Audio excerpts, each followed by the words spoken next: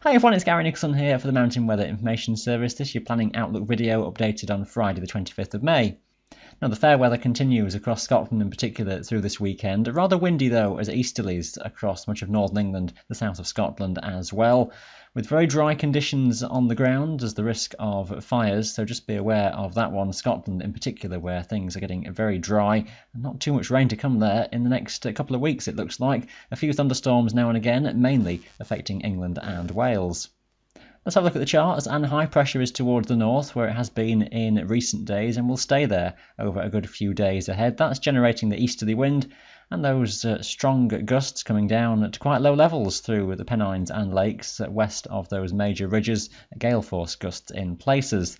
The leftovers of a front which brought some rain, heavy bursts on Friday, is still hanging around on Saturday morning. Not too much left on it, the odd burst of rain, some murkiness in the morning, but that should lift and break, and even much of the Pennines, the Peak District and Wales becoming brighter with time. One or two isolated heavy bursts and a chance of a thunderstorm though for mid and south Wales into the afternoon. Scotland stays dry, extensively sunny, just some low-level fog around some North Sea coasts. Not too much changing to that story on Sunday, staying rather windy across northern England. Again, the risk of some thunderstorms, perhaps a bit more extensively across Wales, where it may merge into a prolonged period of torrential rain. Mid and south Wales again, a chance of a shower reaching the Peak District, but that looks unlikely that anything gets to the lakes and the south of Scotland. Just be aware of an isolated shower possibly, but overall it's dry. Scotland is dry with lots of sunshine once again. Warmest in the west, where the glens could be into the mid-20s.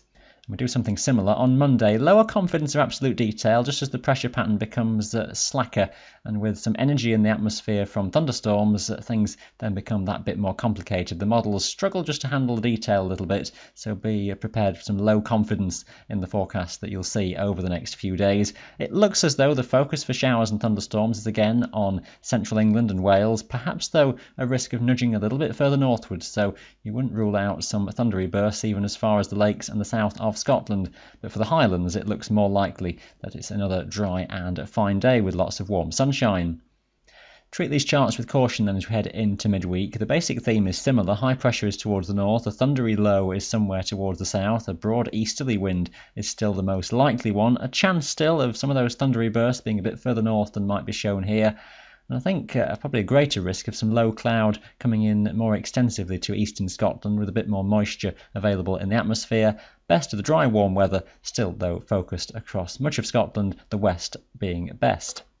Now there's Wednesday. Shallow low pressure is parked towards the south of Britain, trying to push a little bit further northwards, and it's just that risk then of bursts of thundery rain a bit more extensively as pressure falls. There's a bit of humidity increasingly into the atmosphere, so scope for some slow moving downpours. Even into Scotland there could be a thunderstorm triggering off by this stage, so just a subtle deterioration I would have thought heading into midweek. Detail though at this stage very hard to come by.